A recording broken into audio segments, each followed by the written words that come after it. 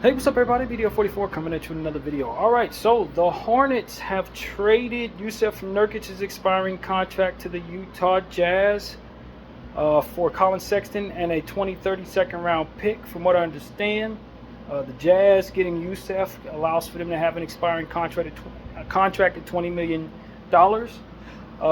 So that would be coming off the books, or it could be traded again at the deadline, but I think they wanted to come off the books.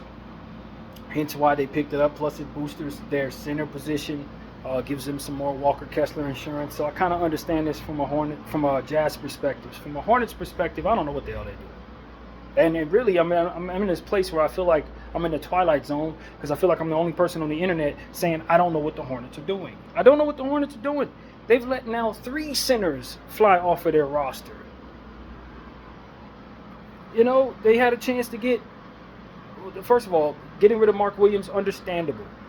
Not drafting Common Malawach, hey man, we'll see. We'll see how your center position does. And then you're going to turn around after doing that. You draft Kalkbrenner. Okay, he helps a little bit, but he's a second round guy who, you know, may be able to help you defensively, may not be ready at all, who knows, right? And you trade away Yusuf Nurkic for another guard when you got 1 million guards.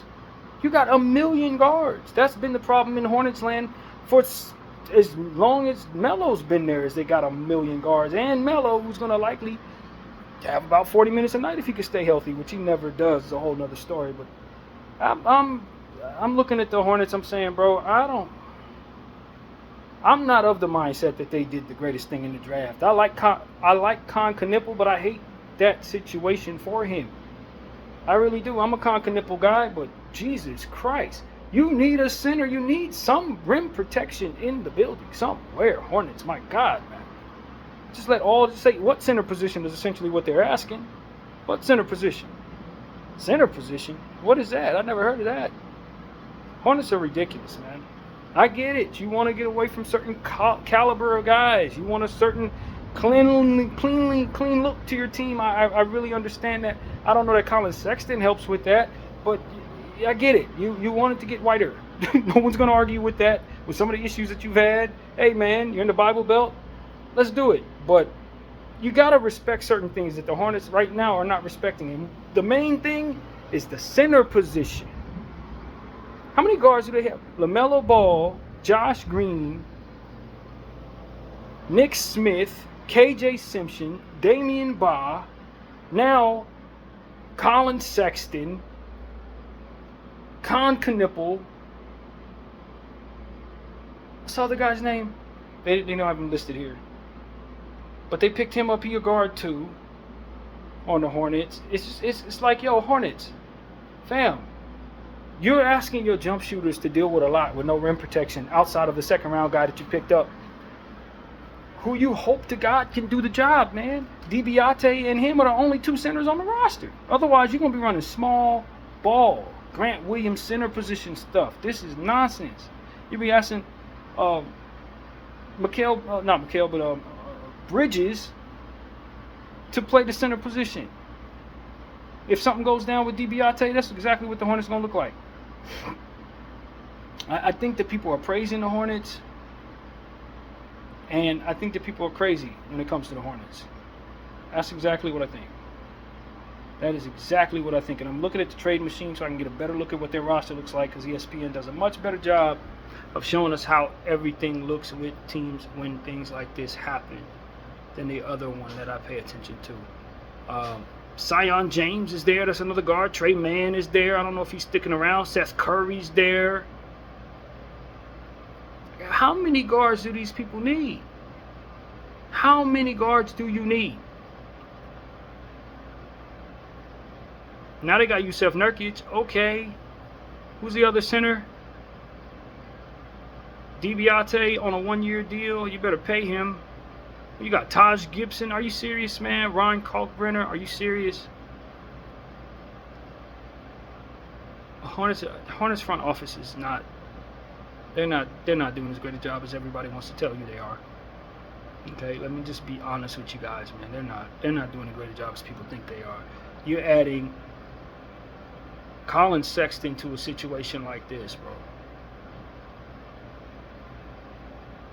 So clearly they must have other moves that they plan on making. But LaMelo Ball, Colin Sexton in a nutshell could be pretty interesting as a guard tandem.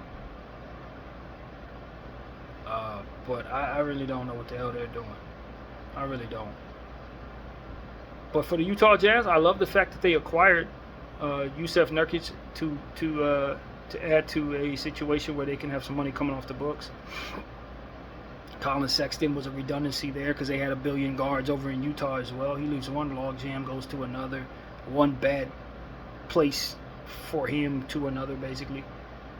Bad Utah, Charlotte. I mean, Colin Sexton can't catch a break, man. I wouldn't be surprised if he signs with a big market, LA, Miami. He deserves it. And you find yourself starting your career in Cleveland, then you got to go to Utah. Now you're going to Charlotte. That is not the path. That is not the path. I would not blame him at all for signing with a big market, just to live somewhere worth living for a guy like him for a change. But I do like the Utah Jazz moving on from a guard. Now they only have 17 guards from which to choose. And I exaggerate, but not really. When you consider they got Jordan Clarkson, Walter Clayton, Williams from last year, Svi Mykhailiuk, Keontae George, Isaiah Collier, Ace Bailey, although he's not really a guard. They got too many guards over there as well. But at least they're doing something about it. At least they brought themselves something they didn't have. They brought themselves a backup center who could really play in Yusef Nurkic, somebody who they could likely trade at the deadline to the Lakers or something like that. If we haven't addressed our center position by then, you could clearly see them being able to trade him somewhere to a team that needs a center. Boy, you better hope Ryan Kalkbrenner is like the best backup center, the best second-round center ever known to man, bro. He better be all of what Walker Kessler is if the Hornets are going to have any chance. Otherwise, it's going to be small ball central out there, man, and that is trash. That is absolute trash.